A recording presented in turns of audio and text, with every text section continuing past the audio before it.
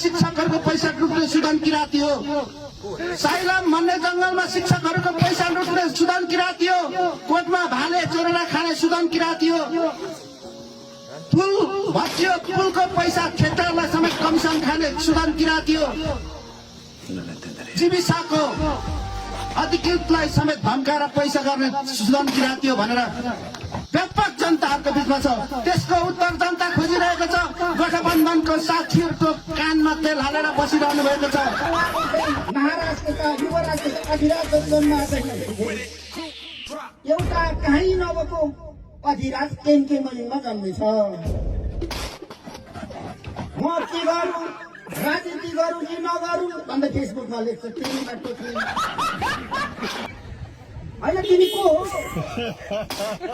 तपाईँहरूलाई साक्षी राखेर भन्छु, तिमी को हो?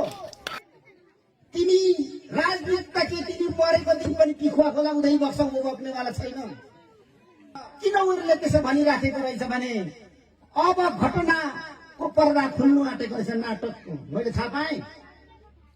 त्यही बेला मैले सुनेको थिएँ 5 जना मान्छेले लुटेको, 2 जना चाहिँ चिने चिने जस्तो थियो भनेको थियो।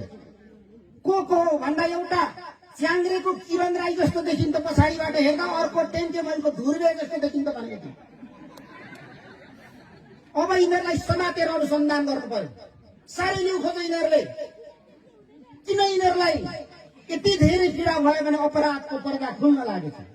मैले चोरे अरे, चोरेको कसले हो भने ध्रुव राईले चाहिँ हो। हाम्रो रामप्रसाद गाउँपालिकाको अहिलेको अध्यक्ष थामबहादुर राई निर्माणले पोखरी भुल्केको लाँदै गरेको विद्युतको सामग्री ओभरलोड भएर छोडिएको तार गुम्बामा हरायो। कसले लगो भनेर खोज्दै जाँदा त ध्रुवले चोरेछ, युवराजले चोरेछ, अधिराजले।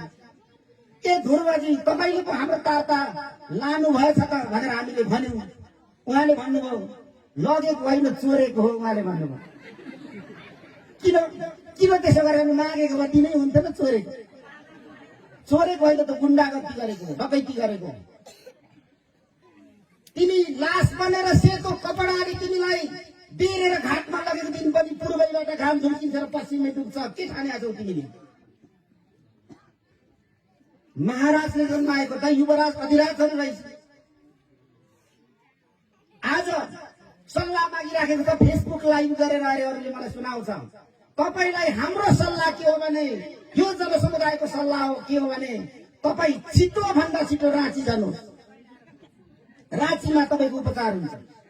तपाईँको दिमाग खुस्किएको छ, तपाईँ मानसिक असन्तुलित हुनुहुन्छ, सत्य र साँचो अर्थमा ठेट भाषामा तपाईँ पागल भइसक्नु भएको छ। त्यसकारण तपाईँ डाक्टरकोमा छिटो जानुहोस्। यही हुन्छ हाम्रो सुझाव। रात दिनभरि राम्रो भाषण गर्छौं, रातभरि रक्त चन्दनको चाहिँ तस्करी गर्छौं भनेर उहाँले आफैले भन्नुभयो। हामी माओवादी त त्यस्तो हो भन्नुभयो उहाँले। आफैले भने हो होइन।